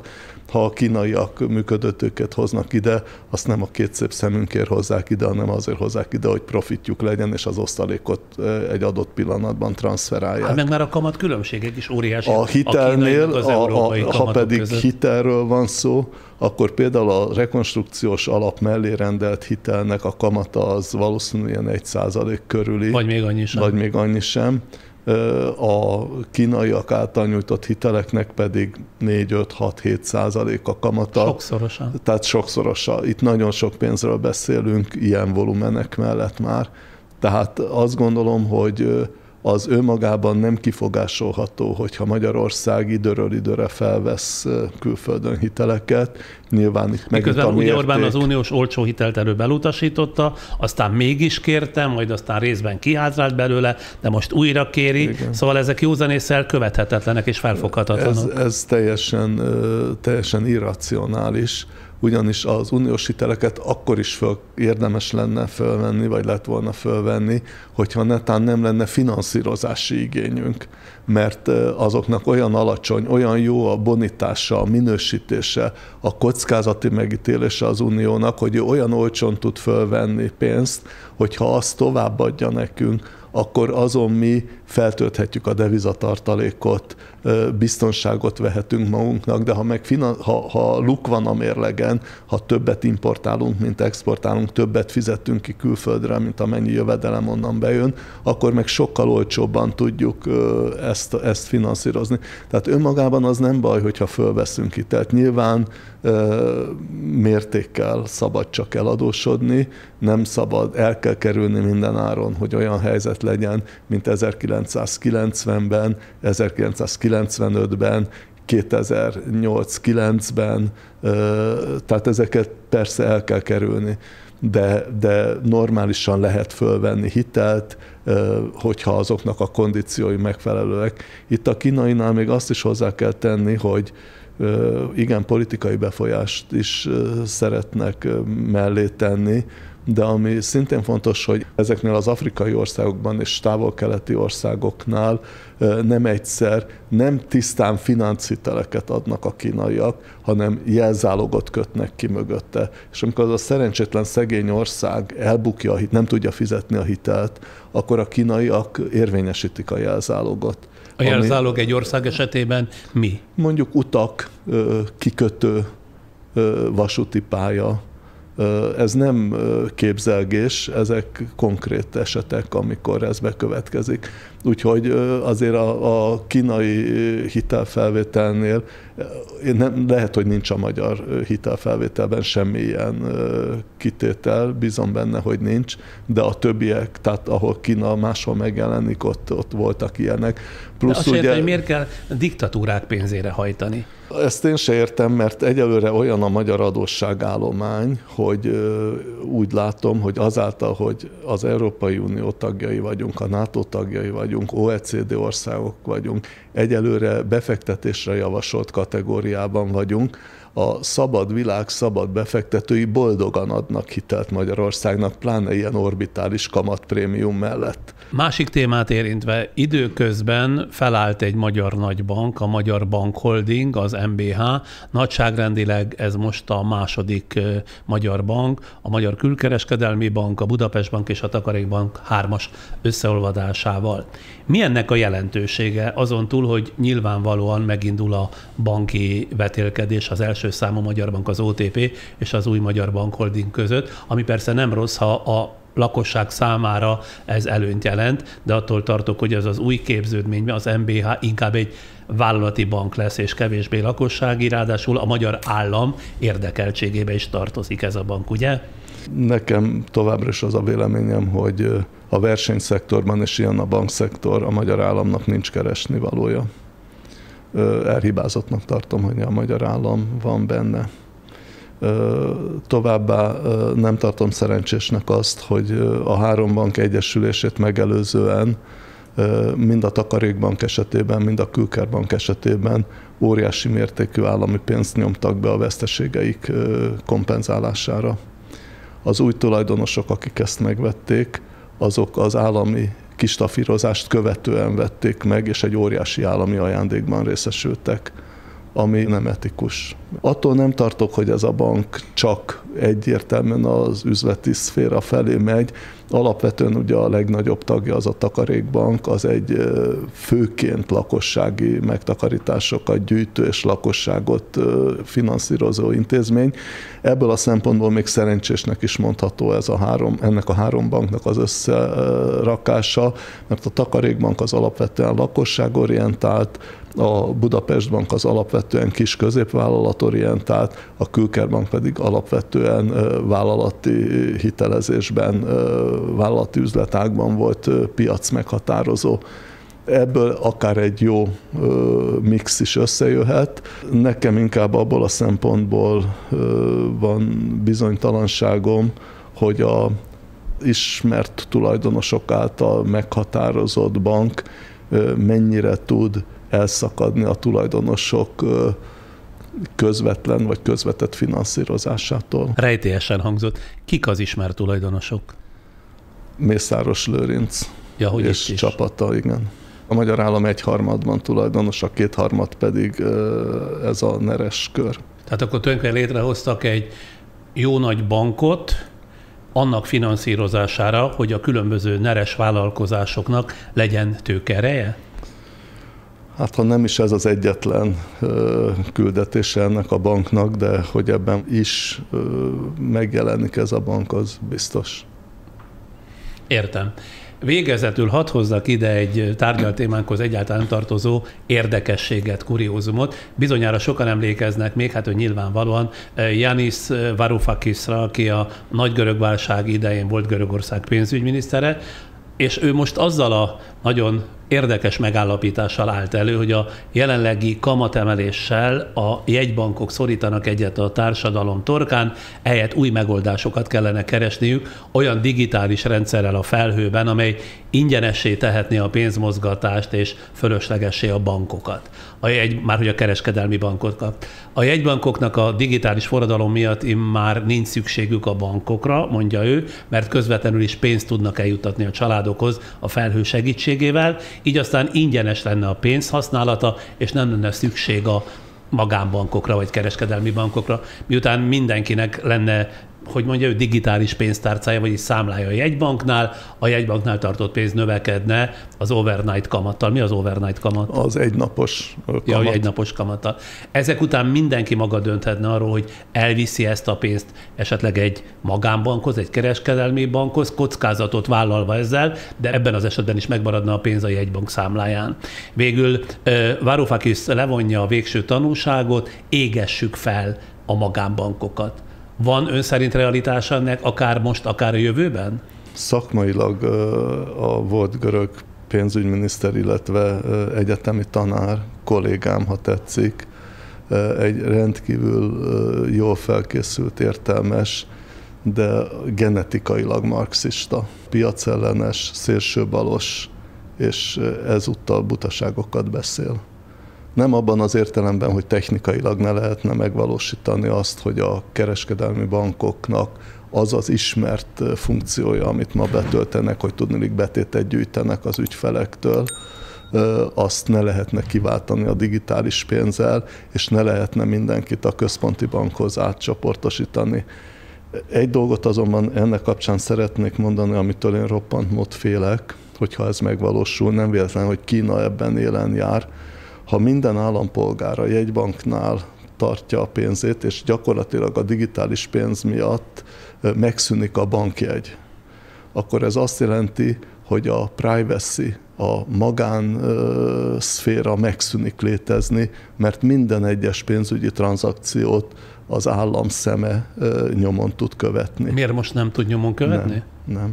A bankok ezeket a pénzfolyamatokat banktitokként őrzik. Tehát a bank csak akkor adhat ki valamit, hogyha bűncselekményről van szó.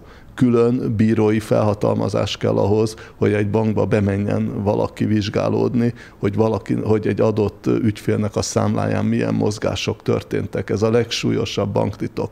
Ha ez az államnál van, az állam központi bankjánál, akkor kontrollálatlan felügyeletet gyakorolhat mind az 1 milliárd 400 millió kis kínai fölött. Tehát emiatt eleve nem gondolom, hogy ez jó megoldás. A másik része az technikailag hibás, mert a kereskedelmi bankok ebben az esetben nem tudnának pénzt teremteni. Ha a kereskedelmi bank nem tud pénzt teremteni, a növekvő gazdaság pénzigényét csak úgy tudja kielégíteni, hogyha a jegybank közvetlenül finanszírozza ezeket a befektetési bankokat. Ez viszont azt jelenti, hogy a jegybankok most kicsit túlzással olyan funkciót töltenek be, mint az egyszintű bankrendszerben, hogy ő határozza meg, hogy melyik banknak mennyi forrást ad, ráadásul nem is tudja központilag igazán rugalmasan meghatározni, hogy a gazdaságnak mennyi a pénzigénye, mennyi a hiteligénye. Sok esetben megint a lehetősége megteremtődne annak, hogy nem piaci módon, nem üzleti szempontok által vezérelve kiválasztottaknak adjon forrást a jegybank, hogy azt azoknak adják tovább, akiket a jegybank esetleg ki is jelöl.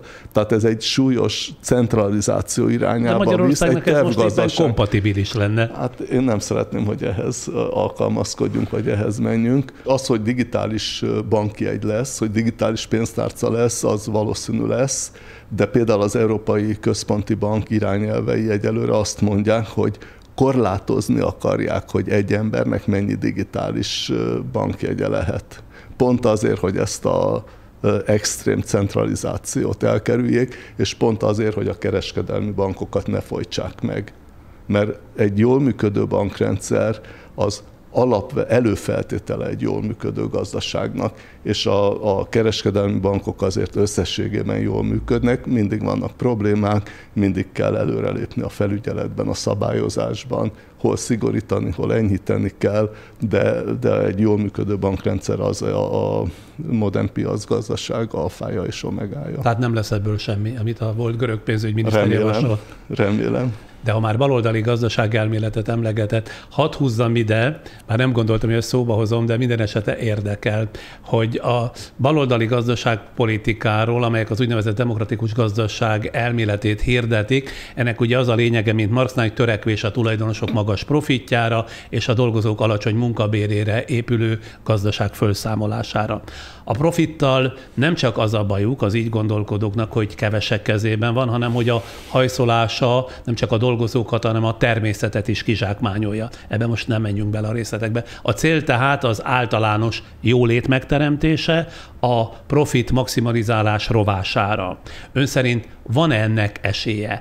Általánossá válhat egy másfajta gondolkodásmód, ugyanis szerintem ez az kell, vagy az kellene, és ez itt alapkérdés, hogy lehet-e változtatni az emberi természeten, amelynek ösztönzőkre van szüksége. A tőkés, a multi ugyanúgy a jövedelmet, a jólétet hajszolja, ahogy egyébként a munkás is.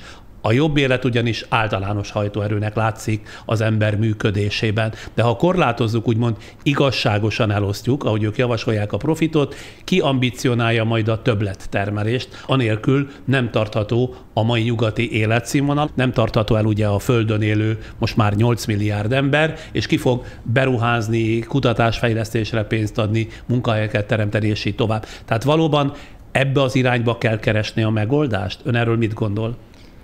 Hát ez a legjobb recept arra, hogy a jóléttől a rosszullétig eljussunk. Ezek olyan antikapitalista, piacellenes, versenyellenes meggondolások, amelyeket hát nem kell messze menni a történelembe. Hát 70 évig a Szovjetunióban, 40 évig a közép-kelet-európai országokban totál leszakadás, a lemaradás, a korrupció, a technikai elmaradottság lett a következménye.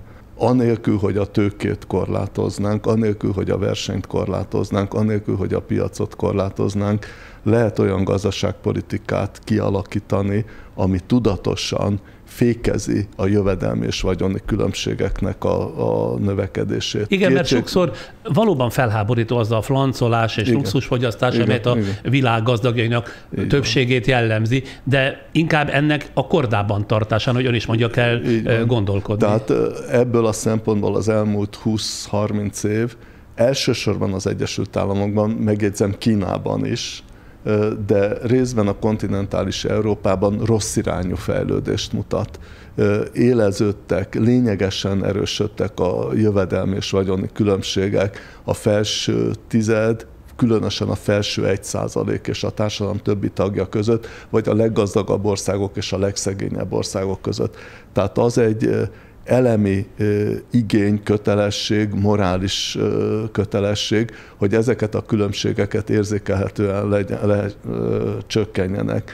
A gazdaságpolitikák, a költségvetési politikák, a jövedelempolitikáknak feladata az, hogy tompítsa a primér jövedelmi és vagyoni különbségeket. És akkor végül, zárás előtt, miután 10 hónappal ezelőtt, amikor beszélgettünk, utána a trollok serege, csak ennek tudom minősíteni, fölvetette a kommentmezőnkben, hogy de hiszen azt miért nem kérdeztem meg öntől, hogy annak idején bezzeg, amikor ön a Magyar Nemzeti Bank elnöke volt, az aranytartalékot, jól mondom, ön miért tette pénzé? Ön kiárusította az országot. Egyszer s mindenkorra tegye már tisztába ezt, kérem szépen, de úgy, hogy mindannyian értsük. Fogják, mert nem bonyolult. Először is az aranytartalék mértékéről egy ilyen misztikus elképzelés van. A teljes devizatartaléknak akkor az arany mindössze 10%-a volt. 1,5 milliárd dollárnyi, 2 milliárd dollárnyi devizatartalékunk volt, ebből 150-160 millió dollár volt az arany. Ez azt jelenti, hogy már az elődeim is elkezdték el adni az aranytartalékot, és nem az én időmben adtuk el az egészet, hanem még hagytam az utódomnak is, hogy adjon el belőle. Tehát én körülbelül az én időmben a teljes aranytartaléknak, ami mondjuk 86-ig felhalmozódott, körülbelül a felét adhattuk el. Ez a mennyiségi része. A másik, én abban az iskolában nőttem fel, és ma is ennek a híve vagyok, amelyik megértette azt, hogy az arany egy idegen test a modern pénzügyi rendszerben. Az arany nem töltötte be, és ma sem tölti be a pénz funkcióját. Hivatalosan 1973-ban Nixon elnök deklarálta az arany trónfosztását, onnantól kezdve nincs monetáris funkciója az aranynak a pénzügyi rendszerben.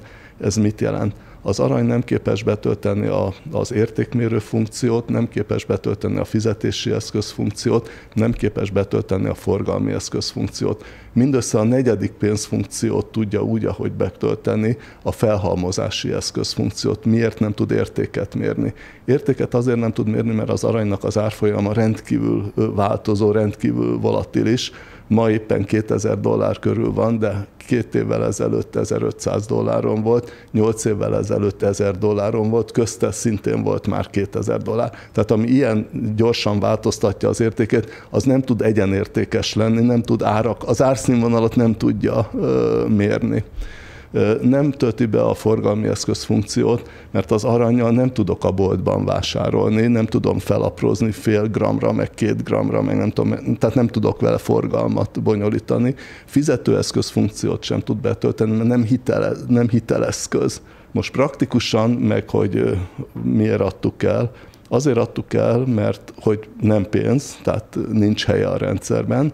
Másrészt pedig akkor Magyarországnak komoly fizetési problémái voltak, amikor én beléptem a bankba, egyébként nem 2 milliárd volt a tartalék, hanem mínusz tartalékunk volt, nem volt tartalékunk, egyik napról a másikra éltünk, és az arannyal nem tudtunk hitelt törleszteni.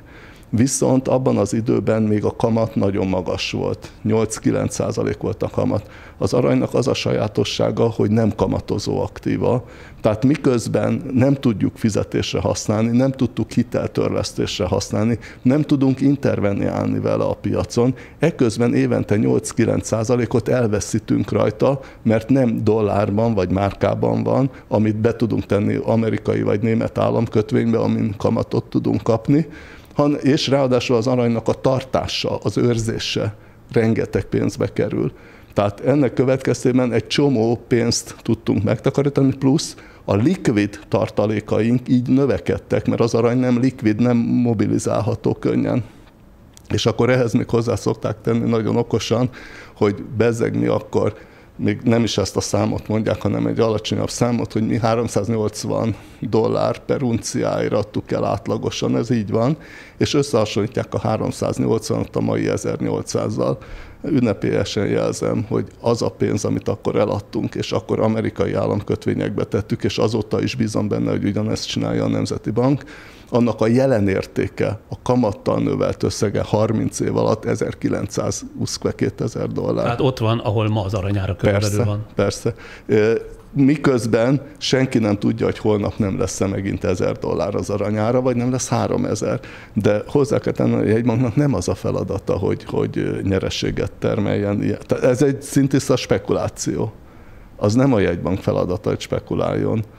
Ezen az alapon vehetett volna a jegybank mondjuk olajopciókat, amikor 2020-ban mínusz volt az olajár. Ha vett volna egy vagon olajopciót, akkor milyen jó lett volna tavaly a $125 árnál, rengeteg pénzt keresett volna. Ugyanúgy vehetett volna a Tizian festményeket is, mert azoknak is, ha lehet, fölmegy az ára. De nem ez a jegybank funkciója. A jegybank funkciója az, hogy a deviza árfolyamát, az ország fizetőképességét támogassa, az arany pedig erre nem alkalmas. De számos ország akkor miért tartja a tartalékát aranyban vagy aranyban is? Felhívom a figyelmét mindezeknek a szakértőknek, hogy nézzék meg, hogy Oroszországgal mi a helyzet. Embargó alatt van, az aranyat se tudja eladni. Hiába a világ legnagyobb aranytermelője, és a világ egyik legnagyobb aranykészletével bír, nem tudja fizetésre használni, mikrocsipeket nem fog tudni kapni aranyért sem, mert embargó alatt van. Törökország rengeteg arannyal bír, most már lement 50%-ra az inflációjuk, a fizetésképtelenség határán van, hiába van aranya, a török lírának az árfolyama nem sokat csökkent 5 év alatt, 10 részére esett az árfolyama, tehát nem tudta megvédeni a valutájának az árfolyamát, hiába van aranya. Most miért van néhány országnak aranya? Ugye vannak országok, akiknek tradicionálisan sok az aranya, ilyen az Egyesült Államok, Németország, még van egy-két ország. Ezeknek azért ilyen nagy többek között, vagy elsősorban, mert ha elkezdenék eladni, azonnal levernék az aranyárát, tehát maguk alatt vágják a nagyságrendjük miatt nyilván. Ezeknek nem nőtt az aranytartaléka az elmúlt 100 évben, ez túlzás, az elmúlt 30 évben. Akinek nőtt az aranytartaléka, az Oroszország, Kína, India, Törökország, mondjuk ezek a nagyok, akiknek nőtt. A kínaiaknál teljesen racionális, amit csinálnak. Nem azért, mert az arannyal tudnak kereskedni, hanem azért, mert hosszú évtizedeken keresztül akkora fizetési mérleg többletük volt, és olyan, hát volt egy pont, amikor $4000 milliárd amerikai kötvényen ültek, és amikor rájöttek arra, hogy nem az van függő helyzetben, aki tartozik, hanem ők vannak függő helyzetben, akiknél van a 4000 milliárdnyi kötvény, akkor elkezdték diverzifikálni. És mivel nem tudják nagyon könnyen diverzifikálni, ezért elkezdték feltölteni az aranytartalékaikat, lecserélni a dollárt aranyra, hogy ne függjenek annyira az Egyesült Államoktól. Az oroszoknak azért van nagyon nagy aranytartaléka, mert a világ legnagyobb aranytermelői, és megint csak, ha megjelennének a piacon, most nem is tudnak megjelenni az embargók miatt, de ha korábban megjelentek volna, akkor ugyancsak leverik az aranyárat, tehát magukkal szúrnak ki. A törökök meg egész egyszerűen, ahogy az Erdogán azt mondja, nem szeretnék cinikus lenni, hogy a magas inflációnak a magas kamat az oka, úgy ez épp annyira irracionális mondás, mint hogy az arannyal tudja magát megvédeni. Nem tudja, a török gazdaság az összeomlás szélén van. Szóval nem árusítottak ki akkor Magyarországot. Jó lelkiismerettel így zárhatjuk a beszélgetést. Megint jó alaposan elbeszélgettünk sok mindent, főleg összefüggéseket is beláthattunk, amit köszönök szépen Surányi György közgazdásznak, egyetemi tanárnak, a Jegybank egykori elnökének. Ha önök is sokat tanultak az előző alapos beszélgetésből, kérjük támogassák stábunk munkavégzését. Egyrészt ezt tehetik a YouTube-on, a képernyőnk alatt kissé jobbra található köszönet gomb megnyomásával, de a patreon.com/Friderikus Podcast oldalon is találnak támogatási lehetőséget, valamint van egy harmadik verzió is a támogatásra, ennek részletei a képernyő alatt a műsorleírás tartalmazó szöveg után olvasható. Köszönjük az újabb támogatásokat előre is. De biztatom azokat is, akik még nem tették, hogy tényleg iratkozzanak fel hozzánk a YouTube-on. Nagyon egyszerű a művelet, a képernyő alatt kissé balra van a feliratkozás gomb, mellette egy kis csengő, egyet-egyet kell ezekre kattintani, és azzal már is csatlakoztak a most 376 000-nél valamivel több feliratkozottunkhoz. Mindamellett így mindig értesítést is kapnak a YouTube-tól, ha új műsort, új beszélgetést, egyáltalán ha bármiféle új tartalmat teszünk fel a csatornánkra. Aki a Facebookon követ bennünket, természetesen ott is jó néven vesszük a feliratkozást, a Facebookon a követem gombra lehet kattintani. Köszönöm stábunk tagjai nevében is a feliratkozásokat is. De nem köszönünk még el, mert van még mondandóm, azonban előtte 5 másodpercbe támogatónk jön.